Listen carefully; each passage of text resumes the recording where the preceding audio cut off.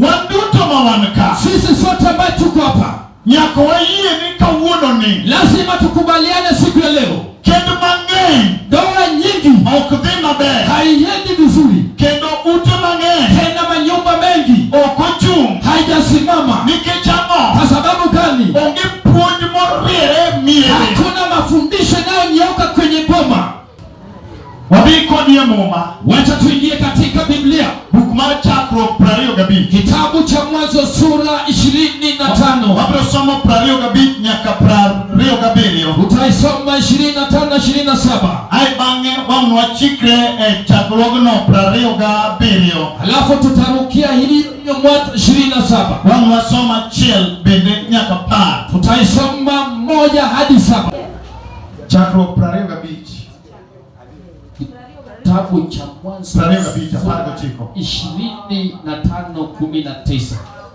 Yesu Kristo, wami duong' nikech intie. tunakulimini kwa sababu upo. Telnwa kimiwa winjo makende. Tuongoze unapotupatia usikivu wa busara. Puonj moko winjo tek. Mafundisho zingine kuelewa ni gumu. Lero ti weche moko be ok yot. Kueleza maana yao sio rahisi. Nyasaye bimondi lerri kendi nikech mawachni. Mungu njoo ujieleze kwa sababu wewe ndio upo. Nyasaye in emwasomo wachni. Wewe Mungu ndio tumesoma neno lako. We abed maonge tibed mantie. Wacha nikose bali wewe upo. Agolo paro ka rieko ga ni ok nyal. Nimeondoa mawazo yangu na hekima yangu ya kwamba hawezi. Aweyo ni thuolo mondo iti nikech in emidwa wewe. Nikakuachia nafasi wewe ndio utumike kwa sababu nataka zungumza nasi. Roho mari malero miwa gimwa nyalo wacho. Roho wako Mtakatifu itupe kitu tutakaye kieleza. Kang'ono ni nyisre nyingi Yesu Kristo. Ama neema wako idirishe katika jina la Yesu.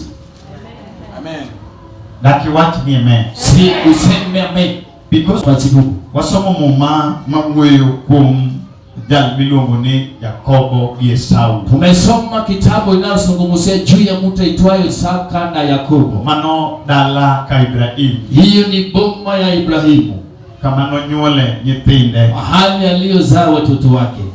Mana kaka imbe nitie dala miaye. Jinsi wewe pia kuna boma unakotoka. Yesu paga yeye. Bwana sifiwe. Waduto mawanka nitiere kunde mawaaye. Sisi sote ambao tuko hapa kuna sehemu tunakotoka. Mirewa nyalo bedo nopogore opogore. Maboma zetu inaweza kuwa tofauti tofauti. Kendo gik matimore e mierego nyalo bedo nopogore. Tena vitu inayotendekea katika maboma hao inaweza kuwa tofauti tofauti. Pek gidwaro mantiere kundego be nyalo pogore. Uzito na mahitaji iliyopo mahali hapo inaweza kuwa tofauti. Yesu paga yeye. Bwana asifiwe.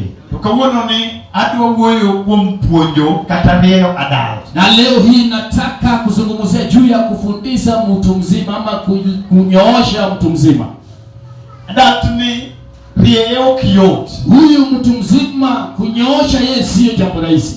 To rie adult oken wach mayot ahinya. Na kunyoosha mtu mzima sio jambo rahisi. Kendni kododi chal kaka chalno kaluwore gi kaka nodongi kiayodu. Ndoa yako pamoja na nyumba yako inafanana jinsi ilivyo kulingana jinsi ilivyokuja kutoka kwa baba lenu. Kendo iduoko mar kama ni aye. Tena wewe ni jibu ya mahali ulikotoka.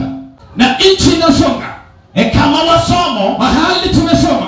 Wayudo sigana mar tieng' mar ot mar owadwa miluongo ni Ibrahim. Tunapata kizazi sa nyumba ya Ibrahimu. Kaka Ibrahim bende Nyasaye nogwedhe. Jinsi Ibrahimu pia Mungu alimbariki. Monyuolo wuode miluongo ni Isaka. Hadi akazaa mwanae aitwaye Isaka.